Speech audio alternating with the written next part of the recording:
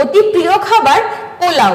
আর সময়টা যদি বর্ষাকাল হয় তাহলে সবার আগে মাথায় আসে ইলিশ মাছের কথা। এই দুই স্বাদের যুগলবন্দি আমার আজকের রান্না ইলিশ পোলাও।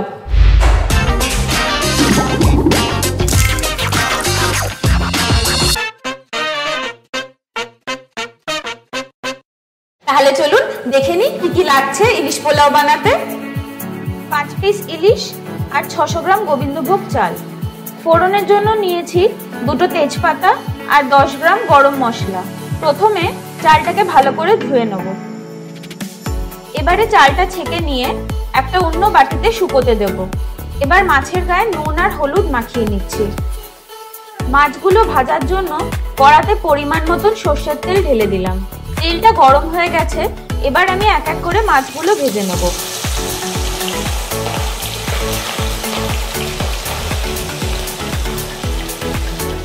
মাছগুলো সাবধানে উল্টে দিচ্ছি। মাছটা কিন্তু খুব কড়া করে ভাজবো না। মাছে হালকা লাল রং ধরেছে, এবার আমি তুলে নিচ্ছি। চালটা ভাজার জন্য এই একই তেলে 1 টেবিল চামচ ঘি দিয়ে দিচ্ছি। তেলের মধ্যে তেজপাতা, গোটা গরম মশলা আর 3টে শুকনো লঙ্কা দিয়ে দিলাম। এবার এতে চালটা দিয়ে দেবো। চালটা ভালো করে ভাজতে হবে যতক্ষণ না চালের গায়ে সাদা দাগ দেখা যাবে। চালটা সেদ্ধ করার জন্য একটা অন্য পাত্রে 6 কাপ জল নেব। জলটা ফুটে গেছে, এবার চালটা ঢেলে দিচ্ছি।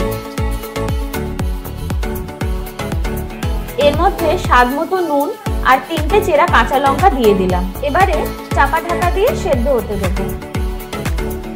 জলটা পুরো শুকিয়ে গেছে। আমার ইলিশ পোলাও একদম তৈরি।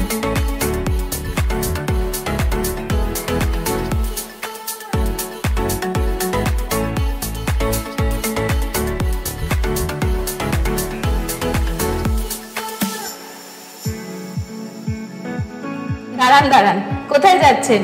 আমার রেসিপিটা কিন্তু দেখানো হয়ে গেছে, কিন্তু আপনাদের কেমন লাগলো সেটা আমাদেরকে জানান আমাদের কমেন্ট বক্সে।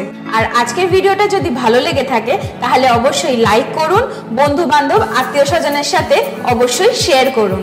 আর যারা আমাদের চ্যানেলটা এখনো সাবস্ক্রাইব করেননি তারা প্লিজ সাবস্ক্রাইব করুন আর বেল আইকনটা প্রেস করতে কিন্তু ভুলবেন না আমাদের নতুন নতুন রান্নার নোটিফিকেশনের জন্য। আজকের মতন এইটুকুই, আবার দেখা হবে। টাটা।